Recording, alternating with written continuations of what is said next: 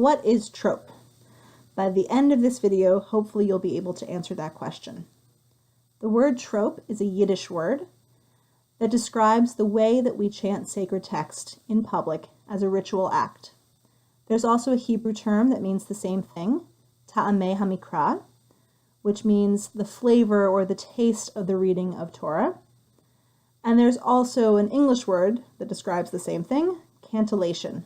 So those three terms, trope, ta'amei hamikra, and cantillation, all mean the same thing, but I'm going to use trope. So trope is a system of singing sacred text, and it's a system that has been passed down with those sacred texts for thousands of years. If you can imagine the Torah being passed down as an oral tradition, it's really hard to memorize long chunks of text perfectly. It's a lot easier to remember how to read and how to recite sacred text if there's also a melody that goes along with it. So it's probable that that melody evolved to help people chant sacred text in public and be able to preserve the exact right way to read it. Trope helps us in a lot of ways. So if you look at the inside of a Torah scroll, you'll notice there are no vowel markings. There's no punctuation of any sort. There's no periods, there's no commas, there's no semicolons. Every so often you'll get a paragraph break, but that's about the extent of the punctuation in the Torah. And for the people who wrote down the Torah originally, that was just fine, because that's how they read all the time.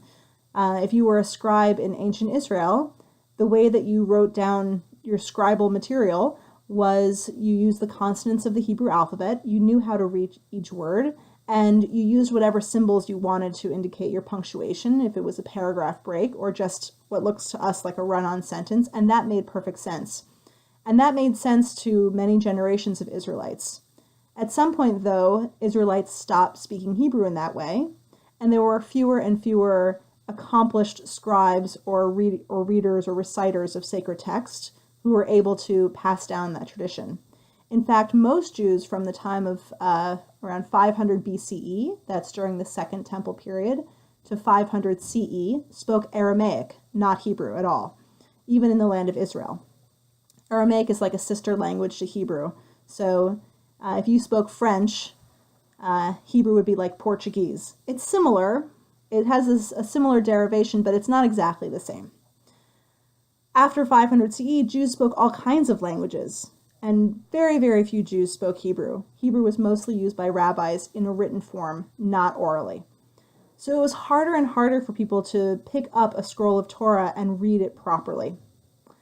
Also, you have to remember that there was no printing press, so people didn't have a copy of the Torah. They didn't have a Chumash or a Tanakh in their own house, right? The only time that they were exposed to Torah was in the synagogue. And if you can imagine yourself on a regular Shabbat morning showing up to synagogue and being called by the gabbai to come and read Torah, and they used to surprise people with this, you didn't prepare in advance, being called up to read Torah, you would come up there, you would stand in front of the Torah scroll, and you would be dumbfounded, so maybe you'd be able to pick out a few words. Hopefully you'd be a little bit literate in Hebrew, but probably you'd make a lot of mistakes. And at the same time that you were trying to just read the Hebrew, the gabbai would be making hand gestures at you to indicate how to sing each of the lines. So it was a lot to keep track of, and you were probably making a lot of mistakes. Over time, people became distressed about this, that there were fewer and fewer people who were accomplished Torah readers. There were fewer and fewer people who really understood what the Hebrew of the Torah meant, and it was becoming lost. So it was very easy to mispronounce a word of the Torah and change the entire meaning of a sentence. So there was a lot of concern among rabbis that this not happen, that there be a version of the Torah preserved for all generations of Jews that was correctly noted, right? So around the year 900, several groups of rabbis started working out how to indicate exactly how the Torah should be read. And they had to solve a few problems. So one problem they had to solve was punctuation, right? How do we know how to phrase the Torah? Where do the commas go? Where do the semicolons go? Where do the periods go? Also, how do we know how to accent the words of the Torah? In Hebrew, there are some words where if you change an accent from one syllable to another, it changes the meaning. And that could change what we're reading, what we're learning from the Torah. Another problem they had to solve was, what are the vowel sounds of the Torah? Originally, Hebrew had no indications of vowel sounds, except for perhaps for the letter He or the letter Yud or the letter Vav that would help you out sometimes. People just knew how to read it. And by the time these rabbis were getting together and thinking about this problem, fewer and fewer people knew how to read it. So they had to invent some way to memorialize, to indicate those vowel sounds through some kind of symbol. So they put their heads together and they started working out that problem. So one solution was they created the vowel symbols. So the way we read Hebrew today, if we're just learning how to read Hebrew as non-native speakers of Hebrew, is we learn there's many ah vowels, there are many e vowels, vowels, o vowels, u vowels, right? And we learn that there are symbols for each of those things. Those were an invention of rabbis about 1,000 years ago. The rabbis whose system that we use today, they're called the Masoretes, and that's from the Hebrew word Masoret, tradition, because they were trying to keep the tradition. They were trying to hold on to the tradition. The other thing that they gave us was symbols to indicate the melodies to be used to sing those texts. And those are the melodies that we call trope now. And the symbols we also call trope symbols. So they stuck all those symbols into the text. And those symbols tell us a few things. They tell us how to phrase the Torah, which means they give us punctuation.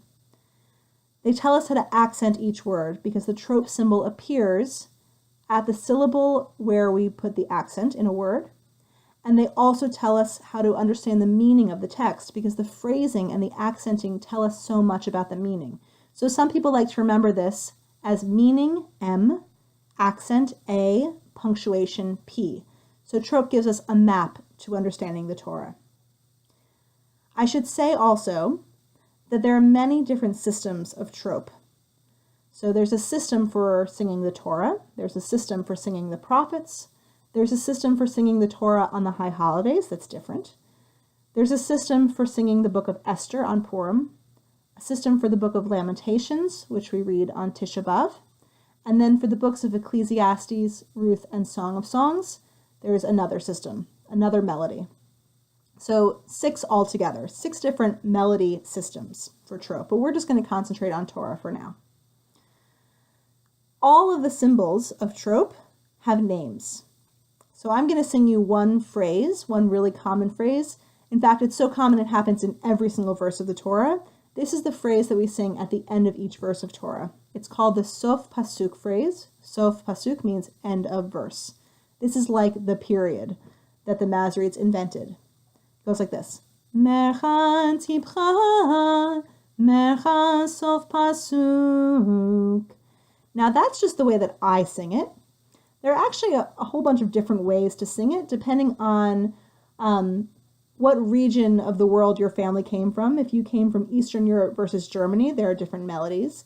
If you came from Yemen or Morocco or Egypt, there are different melodies. There are probably dozens of different melodies, but each of those systems will use the same words. Mercha, tipcha, mercha, sof pasuk, or mercha, tipcha, mercha, siluk is sometimes used instead of sof pasuk. The same symbols and the same words, even though we might have a slightly different melody for it. It's like if you go to a different synagogue, they might sing Adon Olam differently, right? But it's still Adon Olam. And the phrasing of the text stays the same from system to system.